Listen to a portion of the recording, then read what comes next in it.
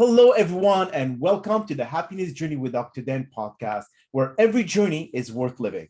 My name is Dr. Dan, and I'm your host for today's episode. I'm a bilingual cognitive behavior psychotherapist specializing in anger management issues, both court-appointed and private, marriage counseling using the EFT method, dissociative disorders, narcissistic personality disorders, depression, anxiety, dream analysis, and also provide life, business, and retirement coaching support. I provide individual one-on-one session in both French and English, and also do group settings. If you need any assistance, reach out to DMV therapy and coaching services at 301-325-1550.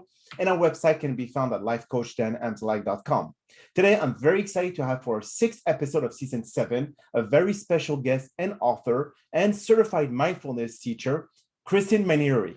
And just like every of my past episode, I will leave it up to the guests to properly introduce themselves, as no one can do a better job. Kristen, the floor is yours. Oh, thank you. It's so good to be here. Well, as you said, I'm a certified mindfulness teacher. I'm an author. My book, Better Daily Mindfulness Habits, came out last year. I'm also a certified habits coach, and I really believe strongly in the intersection of habits and mindfulness. We can talk more about that later. And I also have my own podcast, 60 Mindful Minutes, and I interview authors about really intentional living, what it means to live a connected, conscious, and intentional life. So yeah, that kind of sums me up. So being mindful kind of thing. So living in the today. Yeah. As many moments as we can possibly arrive in. Yes. Exactly. Especially nowadays. So tell me, with the type of practice that you have, Kristen, when it comes to people just finishing up, or I would say ending this pandemic, if we could say ending, but more people are like coming out of the woodwork. What would you recommend to people to kind of like reacquaint themselves with society? Because we've been closed for close to 18 months. People have been isolated. They've been in their home. But now that finally the restrictions are lifted, how do you slowly but surely bring back people into normalcy? No, it's such an important thing to be talking about, because we are all going through a transition, whatever that might look like. Some people are transitioning back to the office. Some people are transitioning back into seeing their friends, going out for girls' night or joining a book club. And whatever that looks like, we are all in this period of flux. Something changed, for some of us drastically. And now the world is shifting again. Kind of never stopped shifting. And we're faced with these questions of like, what is next? And the conversations that I really love to have with people right now is giving yourself time to answer that question. Because for many of us, the last 2 years gave us a huge perspective shift. Maybe that caused us to reevaluate our career or our marriage, or where we lived, or how we spent our time. And we gained an awareness, like there was some value to that. We got some wisdom. We saw things in a way that we would never have had an opportunity to see before. And so before we leap back into, whatever was before, the way we used to celebrate the holidays, the way we used to do our summer vacation, the way we used to decide where we live, where we work, who we spend our time with, I think we need to just pause and take stock of what did we learn about ourselves. And a really great example of that, so just speaking with a friend of mine on the phone this morning, and we're going to get together at the end of the month. And I asked if this other friend was coming, and she said, no, I don't think she's going to come. She's not out yet. And I said, oh, what do you mean? Is she like, what do you mean? And the long and the short of it was that she had gone in, for the pandemic. She had limited her contact in a huge way. She has a lot of immune issues, and she was not ready to be out. And I really honored that. I said to my friend, like, good for her to take the time to say, you know what, I'm not ready yet. And maybe I'll never be ready. Maybe I never liked being so out and about as I was before. So I think that's the first step that we all need to be taking right now is like, what do I need? And maybe the answer is I need everyone every night, all the time. I can't wait to be out. But maybe for some of us, it's like, you know what? I want to go back in. I liked that. I don't want things to go back to the way they were before. And so taking time to really look and listen. But do you feel that going back into isolation will just allow people to going back into a cocoon that protected them from some sort of society that they were afraid of? And like in a way, it's not really healthy either. So sometimes you have to go out because when we were all isolated, we also atrophied our immune system because we didn't allow to be confronted with some viruses or bacteria. So now it's kind of our immune system went dormant like a virus. And now when we go back out, people are going to go get sick again because now we're confronted again with bacteria that the body has completely forgotten how to defend itself from. So if you continue in that path, staying isolated, isn't it going to worsen the situation instead of like making it better? Yeah, well, I think this is why I'm such a strong advocate for some sort of daily contemplative practice, whether it's a walk or whether it's just turning off all of your things when you're driving and just being with yourself, or it could be journaling or it could be meditation. But without creating gaps of time where we really sit with that question, am I not saying yes to things? Am I not being social anymore because I'm afraid? Have I built up some social anxiety that maybe was there before, but now it's kind of festered and grown and really taken root? Or am I actually an introverted person and I was always really drained by being with a lot of people? Did that always take a lot of my energy? And it's going to be a very individual answer. But what COVID did was it forced us to be still for a little while, depending on where you were. Could have been for months, could have been for weeks. And we all kind of got a crash test in like what it's like to have to be with ourselves. And for some people, that propelled them on a personal development journey of like, I want to see a therapist. I want to start reading books about, I want to know who I am. I want to know why I'm here. I want to know my purpose and my mission. And for some people, it was like, oh my gosh, get me an antidepressant. I cannot stand myself. I cannot stand my thoughts. And all of that was just data. Like it was just great data that we all got thrust into this social experiment. And to be able to stop and look at that data and say, wow, what did I learn about myself? How did I fare during the pandemic? What do I now see about myself that I didn't see before? So yeah, I agree with you. We wouldn't want to have a fear blossom and then it would restrict us from our potential. We would not want that. And I think we all could do a better job honoring who we are and what we need and what we don't need and what makes us feel good and what makes us not feel good. So yeah, it can be individualized. That is so true. And you said that you're a certified habit teacher. Now, as we know, it takes between 45 to 65 or 70 days to be able to develop a new habit or break an old one.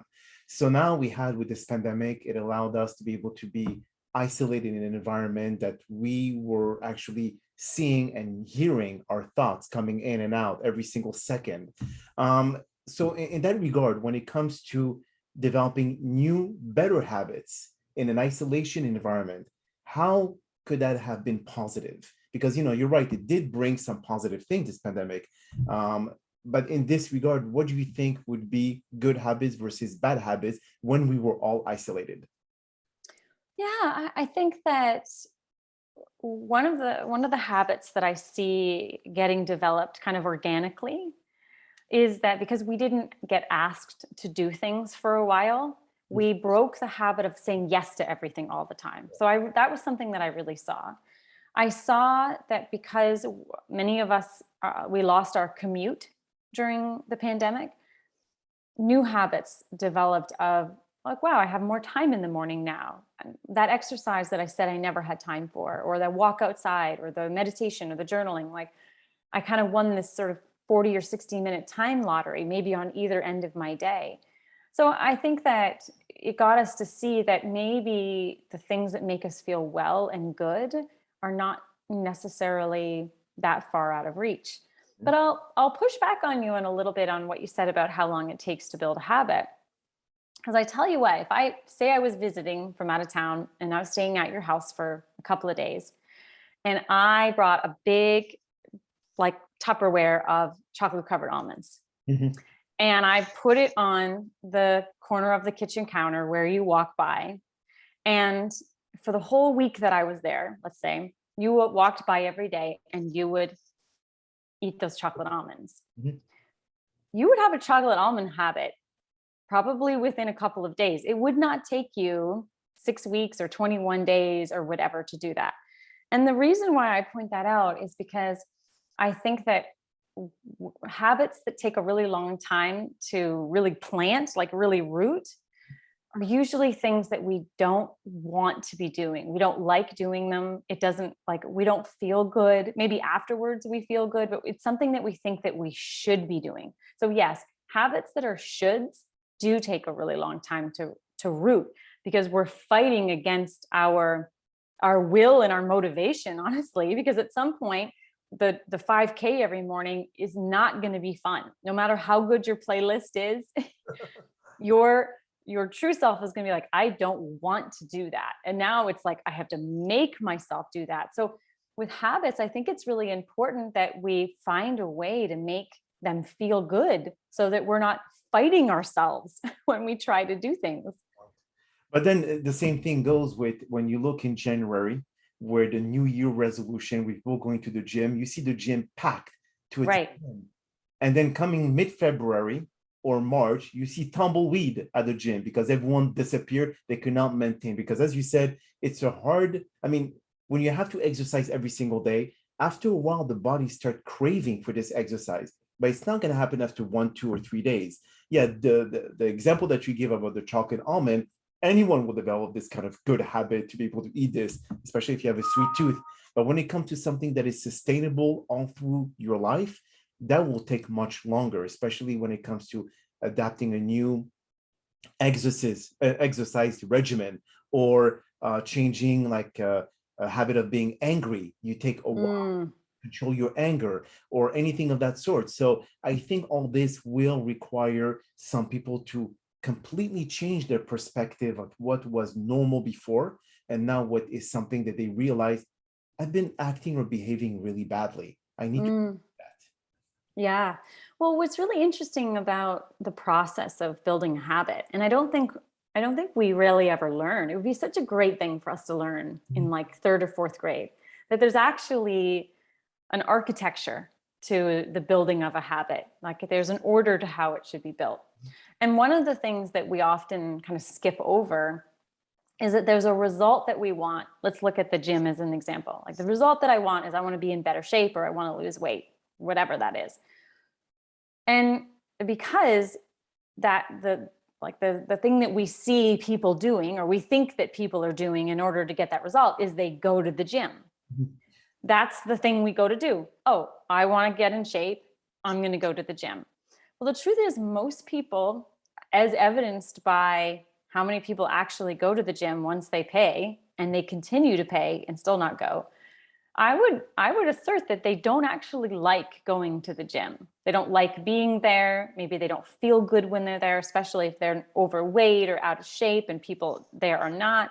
They don't really know what they're doing. They don't feel competent while they're there.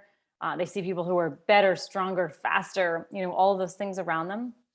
So part of the habit process is, before you jump in and say, get in shape, go to the gym, pause for a second and say, okay, what are all the ways that I could get in shape? Like maybe I could do 5 push-ups a day, and then a couple of weeks later, maybe bump that to 10. And then a couple of weeks later, like to the point that maybe I'm doing like, I don't know, 100 push-ups a day. Like, would that get me in shape? Heck yeah. Oh, yeah. Maybe I could do a couch to 5K. Maybe I could start doing cardio dancing. Maybe I could do power yoga. Maybe I could hire a trainer. I could join a group of Pilates people. But we go right to the thing that we think we're supposed to do, which is, go to the gym. And if you don't like to go to the gym, it's not going to take very long till that wins. That feeling is, I don't want to be here, I don't like this, is going to win out over, but I should do it. So I think that's a great, again, so much of what I teach, all roads lead back to pausing and reflecting. It's like, before you jump and say, this is my new habit, I need to be doing this every day, or I need to stop doing this every day, pause and be like, okay, is that really the best course of action for the result that I want?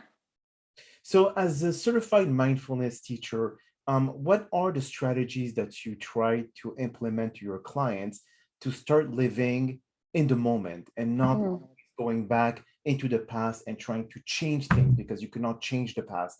You have to tell them, hey, this is when the moment that you live is now, not in the future, not in the past, and the future is never guaranteed. So what are the most common strategies that you use to be able to kind of help them change their old habits?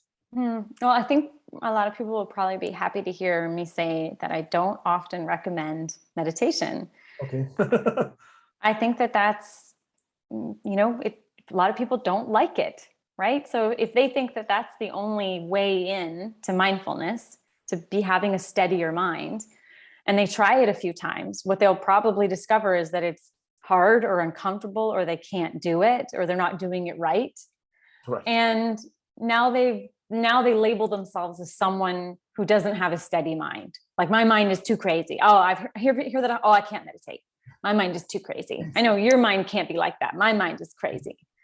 Yeah. So the way I look at mindfulness is, it's not a state, or it's not a trait. It's not like I am mindful. Like, like I can say I am a female. Like, mindfulness is more like a place that we visit from time to time. Okay. And the goal is to try to visit this Often. state of mindfulness as often as we possibly can. And so how do we do that? Well, we have to create almost like little doorways in our lives, like little portals that say, oh, I've arrived at a mindful moment. Like, I put down my fork and I take a second to just feel gratitude for my meal. I create a mindful moment, a pause where I can just be like, I'm about to eat. I'm about to satisfy my hunger. Lucky me. Thank you for this food. Thank you for this company. Maybe I pause right before I get on a meeting, right before I hit like, yes, mic, yes, video. I just go, okay, I'm about to be with people, check in with myself. How am I feeling? What am I thinking? What's my energy? What's the weather going on in there? Maybe it's on my commute, like using that as a mindful pause, like check in with myself. How am I feeling? What am I thinking? What am I doing? So when we start to like punctuate our lives with these mindful pauses that could look like anything. It could be every time you pee, it's a mindful pause. It's when you brush your teeth. Maybe it's when you pour a glass of water, or when you take a sip of water, or you make your coffee. Anything you're already doing can be turned into a mindful pause. We don't have to add all of these new practices. And that to me makes it a lot more approachable and really attainable, because there isn't this new thing that you're trying to do. You're taking what you're already doing and you're just using it as a portal to having a mindful moment. I see. But then if you look at what other people preach about meditation, where you stand still and you think about nothing, and the concept of thinking about nothing is what stresses people. It's Totally. Especially because it's impossible. impossible. But then if you are adapting what you mentioned about when, before you eat, you take a pause and you appreciate the things that you have in your hands and all. But the thing is that if you allow to think blank, or not to really think about, because some people may eat quickly because they have a meeting in 5 minutes. So they never really have the chance to be mindful because of all the other responsibilities in their life that are encountered on a day-to-day basis. So how do they fight that? Gosh, that's such a good question. I think the first is just acknowledging that we have full lives. And if our thought process is, oh, when my life is less full, like this weekend, when this season of, craziness is over, when I get to go on vacation, when I retire. Like if our thinking is at some point my life is going to stop, coming at me like crazy, and then I'll get to be a mindful person. We all know that time is likely never going to happen. It's just the nature of life in 2022. There's just a lot happening. There's a lot going on. And because of our devices and our technology, what is going on and what's happening has access to us at all times. And we're challenged with creating boundaries so that I am inaccessible for a while. I'm detaching from my devices so that I can just be by myself, right? Just with myself or with the people I live with, right? Yes. So I think that first step is really acknowledging like, yeah, modern life is a lot. Like it's a lot.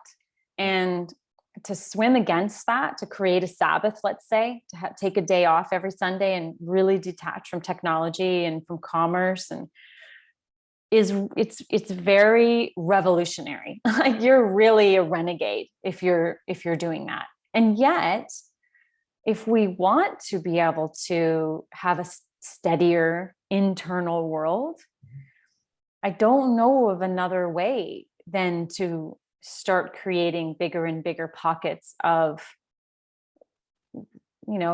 getting away, stepping away from all of this. Because how can you think straight when it's just like one email and one text and one notification and requests and obligations and meetings? And how can we possibly think straight? How can we get ourselves steady if we have all of that coming at us? So acknowledge that it's hard, and then start to chip away at your strategy for, maybe it's just one morning a week that it's like, I keep everything off and I just go be by myself. I just go for a walk by myself for an hour. And and then maybe that feels so good that you're like, I'm going to do that twice a week. And then maybe that feels so good that's like, what? I'm going to, once a quarter, I'm just going to go away by myself for a whole weekend. Cabin in the woods kind of thing, like a Walden Pond kind of thing. Yeah. So we start small and we build bit by bit. That in itself is creating a new habit. And this may take a much longer time to be able to install from within us, to be able to to sustain this new way of doing things, which is leaving the technology behind, thinking for ourselves, taking a break from all the crap that you watch on social media, the TV, etc., all the bad news that you hear. So would you say that may take at least a couple months for people to start really saying, what, I don't need technology as much as I used to? Oh, absolutely. I think, a great example that parallels that is in the beginning of January, I gave up gluten. And at the beginning of January, my thinking was, how am I ever going to do this? There's so much gluten in my life. How am I going to, it's going to be so hard. I miss it. I'm sad. I can't have this. I can't have that. And then by the time February came around, it was like, I don't ever think about it. If someone is eating it in front of me, I don't care. Like it totally doesn't bother me, but it took that distance from it, that compulsion of like, I must have it. It took me getting some space between it for me to realize, oh yeah, I don't need it. And I think that's the thing with technology, is the idea that we would put our phones away for an hour or 2 or 3 or 8 or 24 seems so totally insane. Like I could not, you feel it in your body. I cannot put my phone down for that long. And then when you do it for like, let's say an hour, put it on airplane mode and stick it in a drawer, then maybe what you feel is more of that compulsion. Maybe it's like an angry monster that rises up, but that's telling, right? You're like, wow, I am really addicted to my phone. Like it was uncomfortable for me. Am I okay with that? And so maybe it doesn't even feel good at first, but maybe it's that it feels so bad is what actually spurs you on and says, gosh, I really do need to do something about this. But I think it's interesting whenever I hear about camps or, meetings or, like experiments where they take people's phones away for a period of time, there is certainly moments of like, oh my God, oh my God, oh my God. You go to reach for it. Yes. And then this like peace settles in, this like ease of like, like your nervous system isn't like, we should look, we should look, we should look. What if you're just like, I can't, I'm not going to, they took it away. It's locked in a box over there. So I'm just going to be at peace. And when people can get to that stage, Yes. man, it's like, what a joy it is to get rid of your phone for a little while, for sure. And I think we need to get there. I think we need to just keep trying, like researchers, until we get to that space. Well, I'm sure that the real estate agents and brokers will disagree with you on that one, because Sure. is the phone. If they're not available, then they lose out on the opportunity to be able to be the listing agent, or like even doctors, whatever it is, therapists, they have to be always on call. So for certain industries, this approach may be way more complicated, because then you have the stress of I'm missing out. So the fear of missing out, and the fear of missing out is basically enabling us to be able to pay the bills, because this is business and this is that. But for other people that just have the regular 9-to-5 job, they don't need to be glued to their phone, as you mentioned. That's, I would say, it's an easier process to be able to digest. Yeah. And I would say that if someone has a job where they're kind of always on call, to really reflect on the cost of that. Like it's true. It means you work, except when you're sleeping. If you're always, it's like being on vacation and checking your email just once. You might as well flush that whole day down the toilet. All you did was you just, by accident, you just looked and you saw a couple subject lines and you were like, oh, what's going on with that project or that meeting or that person or blah, blah, blah. And now all of a sudden you're sucked all the way back in. Imagine if that's your whole life, like you're never not in. And if I was someone who had a job like that, I would think, okay, what is that really a life worth living? And maybe it is. Maybe it's like, heck yeah, I make tons of money and I'm powerful and I have an amazing, company or whatever. Okay, fine, great. As long as we're asking, right? As long as we're actually stopping and saying, just because I've always done this and this is how everyone else does it actually have to be done this way? Is it true that I need to be on all the time? And if that is true, is that okay?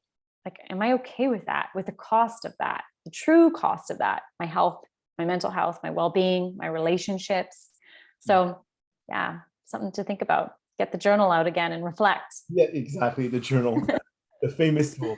So if I would ask for all the listeners, I would recommend, what would be your best advice for people to get started, to be able to start living a mindful life? As you said, a lot of people now are coming out of the woodwork. They just are now facing society. What can they do that will be, I would say, practical for them immediately?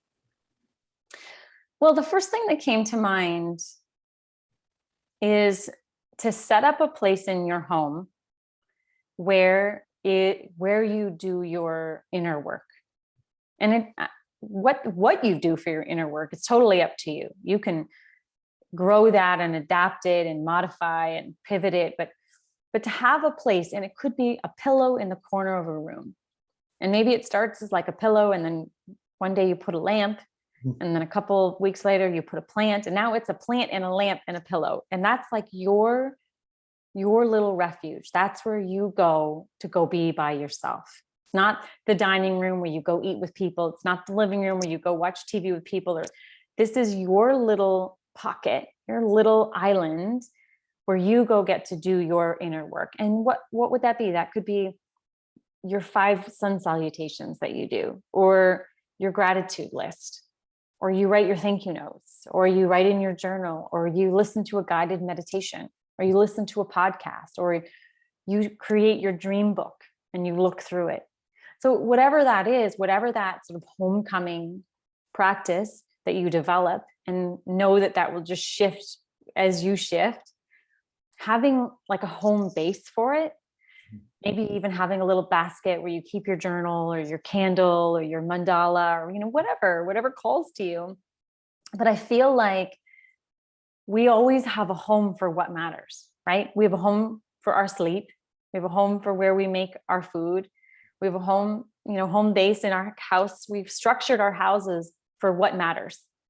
And that's the missing piece. We need to have places in our homes where we come home to ourselves. So that would be my recommendation. Yeah. So how can our listeners find you, Kristen? They can listen to 60 Mindful Minutes. I'm on every week talking to really cool people like you.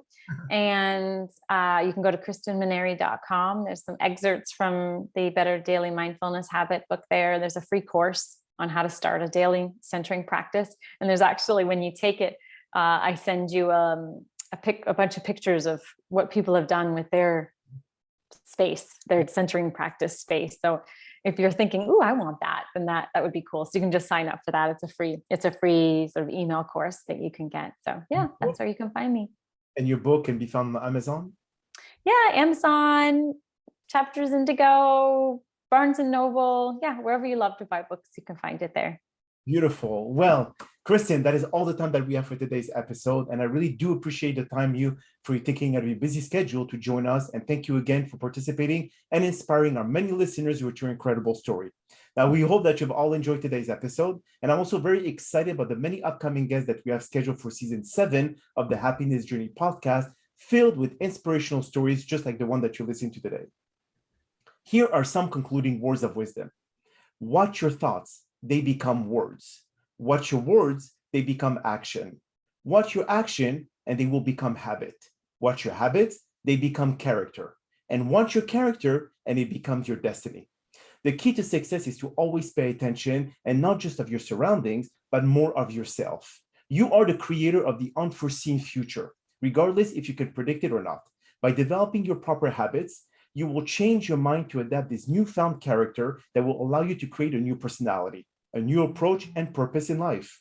Without purpose, we have nothing. Being nothing is not what most thrive for. So start with your thoughts, and by changing those to the positive, everything else will follow. Get to work and experience the magic. My name is Dr. Dan Amzallag, and you may all keep pursuing your amazing journey in life.